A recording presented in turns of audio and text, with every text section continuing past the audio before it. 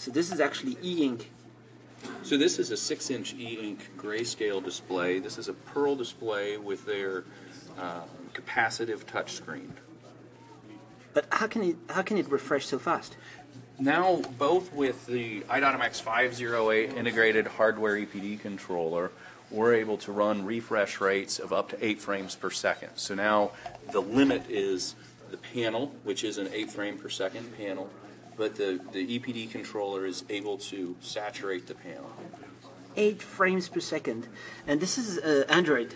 This is Android, and I can show you an Android splash screen. And really, I don't think people would buy a e-reader for showing spirals, but this shows you an example of what you might be able to implement in a user interface. So using animation and something much more mature than just black and white.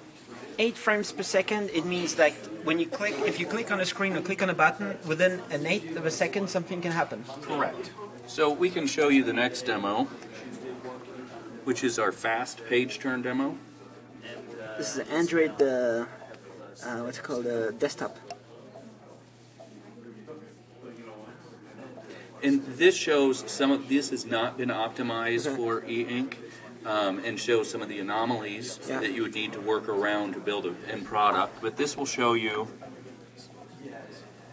So you just click on the bottom of the screen and it scrolls like that. The flat, fast page turning capability. So if you want to scroll one at a time, no problem.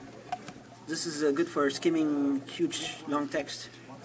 For skimming, it's emulating flipping through a book. So if you're looking for a certain page, it's kind of a drag and hold. And this is just a demo that we've implemented.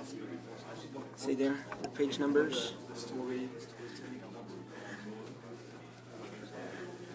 All right. So how much have you been working on in terms of Android on e-ink? Well, I'd like to bring in Nick. Do you want to talk about Android e-ink at all? Or are you about to run off? Okay. Yeah. All right. Yeah. Sure. I'll answer this, and then I think we're 2 minutes away. Cool. All right. Okay. So, ask the question. Yeah. So, how much did you do to do Android to make it work on e-ink? Well, to get it just to boot, it's not a problem. All the work comes in the Surface Flinger or the applications in Android, because Android is written for a 60 frames per second atmosphere, where the world of e-ink is now up to 8 frames per second, so it's quite awkward to work with. So we've done quite a lot of work, I would say, in the middleware in our demo level to enable our customers to apply their application that was written to work with it. Because it could be really nice to have RSS readers, all kinds of custom apps. That is true, although just like an application on any device, you'll have to test that application for an e-ink atmosphere. It won't necessarily be written for it, or you'll need to find applications that are written for e-ink. So Freescale is powering most of the e-readers in the market. We're very fortunate. Biggest share. Right now we're very fortunate that by our calculations we have a majority share, and that's actually backed up by analysts from the e-readers that we're into. So what is the next step? This is the next step, 508. So what does it really bring to the e-reader? So what we've done is we've taken about half the cost, the silicon cost, from the SoC to the panel outside out of the solution, as well as increasing the performance with the Cortex-A8 device. One would say, well, why do you need performance when your frame rate is only 8 frames per second or 3 frames per second? It's about page flipping.